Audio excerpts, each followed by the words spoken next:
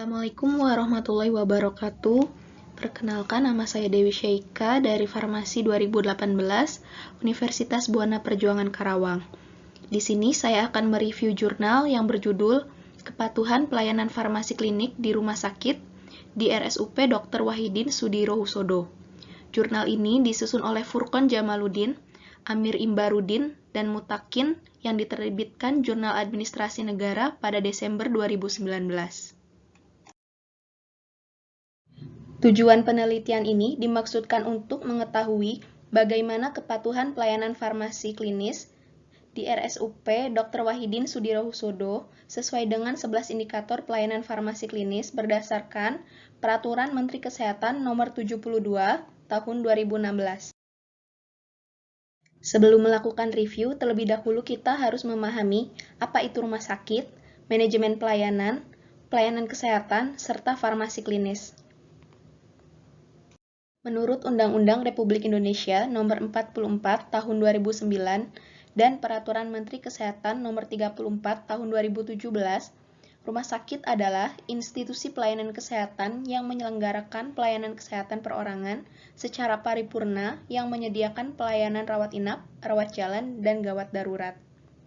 Nah, sebagai pusat pelayanan publik, rumah sakit membutuhkan manajemen pelayanan yang baik untuk menciptakan pelayanan yang paripurna dan berkualitas, di mana manajemen pelayanan juga dapat diartikan sebagai suatu proses penerapan dan ilmu seni untuk menyusun dan mengelompokkan rencana, mengimplementasikan, mengkoordinasikan, dan menyelesaikan aktivitas-aktivitas pelayanan melalui pengawasan demi tercapainya tujuan-tujuan pelayanan.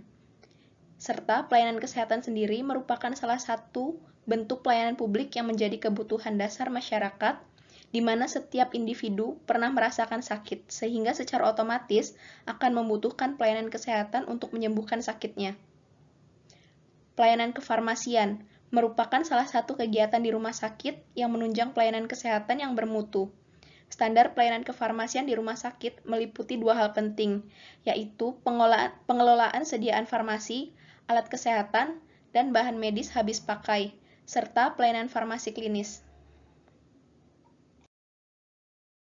Pelayanan farmasi klinik menjadi salah satu pelayanan yang berorientasi dan bersinggungan langsung dengan pasien. Dengan diterapkannya pelayanan farmasi klinik di rumah sakit, maka secara tidak langsung pelayanan yang diberikan apoteker kepada pasien akan meningkatkan outcome terapi dan meminimalkan risiko terjadinya efek samping karena obat, sehingga tujuan dari keselamatan pasien dan kualitas hidup pasien terjamin. Dalam pelaksanaan pelayanan farmasi klinik rumah sakit, terdapat 11 indikator dalam pelayanan farmasi klinik yang pelaksanaannya sebisa mungkin dilakukan secara optimal untuk dapat menurunkan angka kematian di rumah sakit secara signifikan. Berikut adalah hasil analisa kepatuhan pelayanan farmasi klinik rumah sakit di RSUP Dr. Wahidin Sudirohusodo. Indikator yang pertama adalah pengkajian dan pelayanan resep. Pengecekan kelengkapan resep selalu dilakukan oleh pihak apoteker sebagai penerima resep. Adapun cara apoteker di RSUP Dr. Wahidin Sudirohusodo memastikan bahwa resep yang diterima sudah lengkap dan jelas, yaitu dengan membuat format resep yang telah dilengkapi dengan kolom telaah resep farmasi di ujung kanan lembar resepnya. Jika terdapat resep yang tidak lengkap, maka resep tersebut tidak boleh diterima oleh pihak apoteker dan harus dikonfirmasikan ke pihak pembuat resep, yaitu dokter.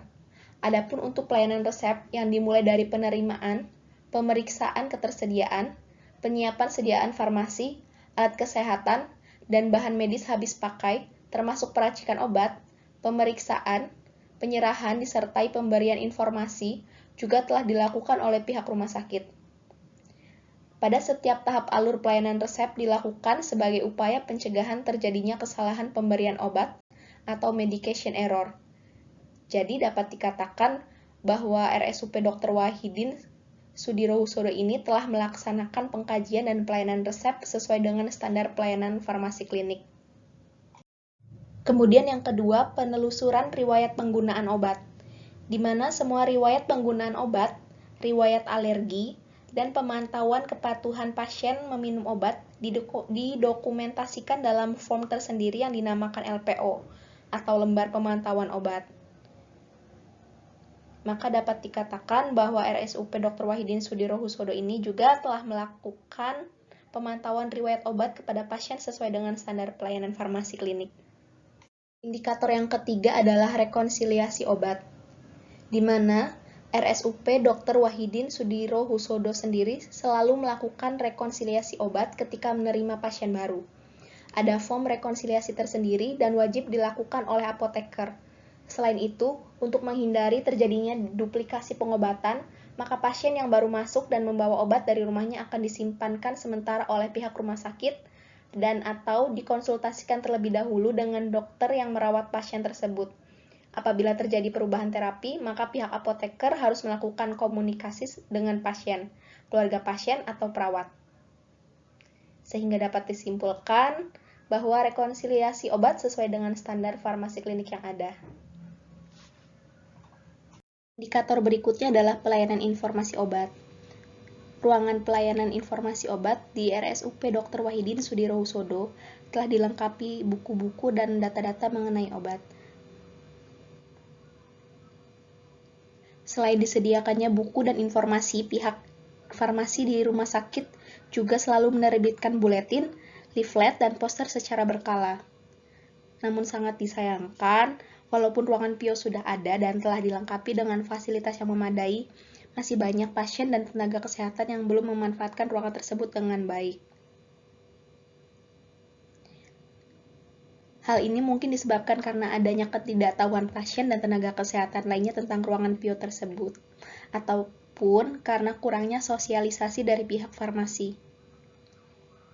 Maka dapat kita simpulkan bahwa kegiatan pelayanan informasi obat di RSUP Dr. Wahidin Sudirohusodo sudah berjalan sesuai dengan standar pelayanan farmasi klinik, walaupun dalam kepelaksanaannya setiap kegiatannya masih ada yang belum optimal. Indikator yang kelima adalah konseling. Walaupun RSUP Dr. Wahidin Sudirohusodo tidak memiliki ruang konsultasi khusus di setiap depo dan satelit, kendala dalam konseling terapi obat di rumah sakit jarang ditemukan, sebab pihak rumah sakit sudah menyiapkan berbagai fasilitas dan apoteker yang terpusat di ruangan PIO yang dapat dikunjungi setiap saat. Konseling untuk pasien rawat jalan maupun rawat inap di semua fasilitas kesehatan dapat dilakukan atas inisiatif apoteker, rujukan dokter, atau keinginan pasien dan keluarganya. Pemberian konseling yang efektif memerlukan kepercayaan pasien dan atau keluarga pasien terhadap apoteker. Walaupun ada kewajiban apoteker harus melakukan konseling pada semua pasien saat menyerahkan obat, akan tetapi jika terdapat keterbatasan SDM, maka dapat dilakukan seleksi pasien untuk konseling yang lebih mendalam. Maka dapat disimpulkan bahwa RSUP Dr. Wahidin Sudirohusodo telah melakukan layanan konseling kepada pasien sesuai dengan standar pelayanan farmasi klinik yang ada. Indikator yang keenam adalah visit. Standarnya visit ini dilakukan kepada semua pasien yang masuk di rumah sakit. Akan tetapi jika terdapat keterbatasan sumber daya manusia, maka berdasarkan aturan dapat dilakukan seleksi pasien. Jadi seperti halnya yang terjadi di RSUP Dr. Wahidin Sudirohusodo ini. Karena keterbatasan sumber daya manusia, maka layanan visit diprioritaskan kepada pasien yang masuk ke dalam kriteria aturan yang telah ditetapkan. Pelayanan visit yang rutin dilakukan dan adanya pelayanan home pharmacy care membuktikan adanya pelaksanaan visit yang optimal walaupun dengan keterbatasan sumber daya manusia. Sehingga dapat disimpulkan bahwa pelayanan visit di RSUP Dr. Wahidin Sudirohusodo ini telah dilaksanakan sesuai dengan standar pelayanan farmasi klinik. Indikator yang ketujuh adalah pemantauan terapi obat atau PTO. PTO merupakan suatu proses mencakup kegiatan untuk memastikan terapi obat yang aman, efektif, dan rasional bagi pasien. Sehingga sangat penting bagi para apoteker di rumah sakit untuk selalu memantau terapi obat yang diterapkan kepada pasien.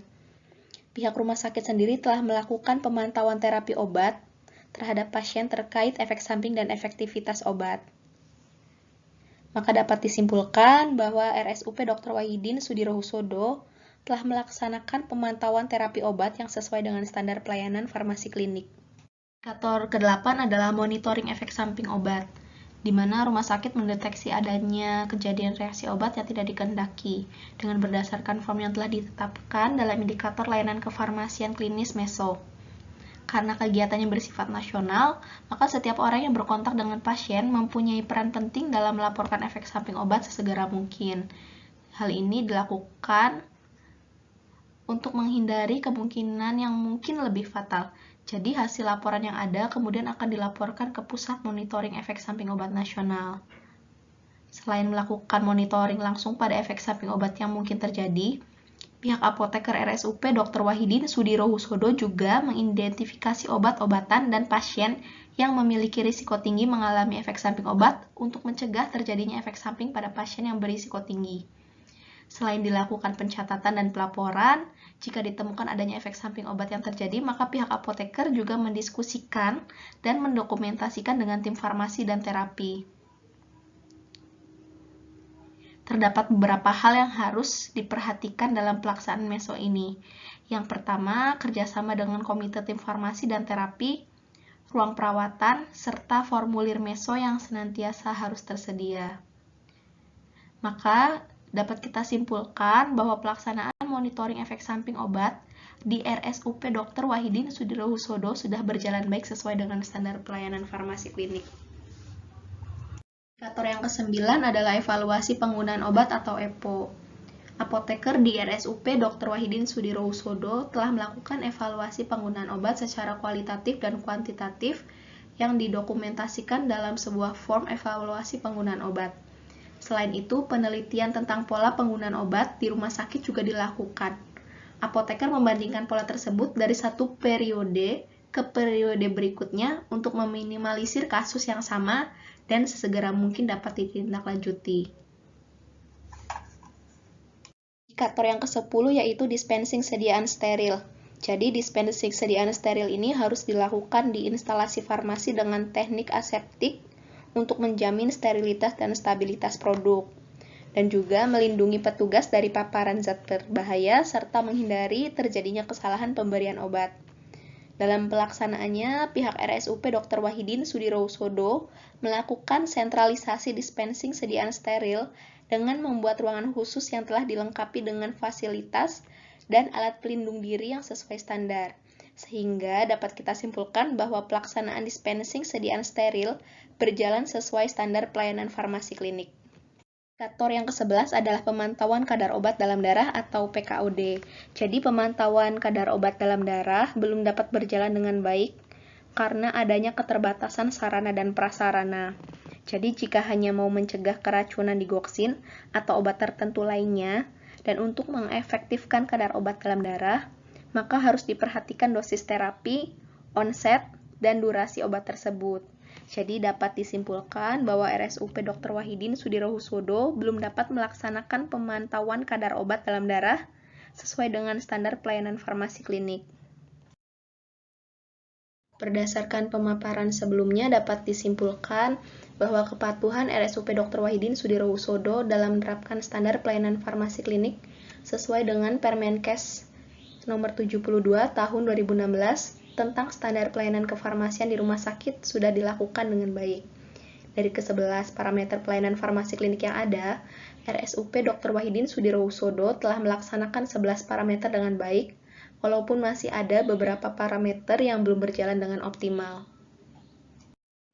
Penulis juga menambahkan beberapa hal yang perlu dibenahi oleh pihak rumah sakit dalam melaksanakan kegiatan pelayanan farmasi klinik. Yang pertama, melakukan upaya pemenuhan seluruh kegiatan farmasi klinik sesuai Permenkes nomor 72 tahun 2016. Yang kedua, melakukan percepatan pembuatan e-resep untuk mengurangi kesalahan pembacaan resep.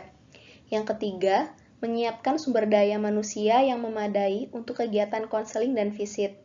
Yang keempat, melakukan penjadwalan secara periodik pelaksanaan kegiatan visit agar semua pasien dapat dilakukan visit. Yang kelima, melakukan penganggaran yang memadai untuk pembuatan leaflet atau edaran informasi obat. Dan yang keenam adalah melakukan penganggaran untuk mengadakan peralatan pemantauan kadar obat dalam darah. Cukup sekian review dari saya, kurang lebihnya mohon maaf apabila ada salah-salah kata.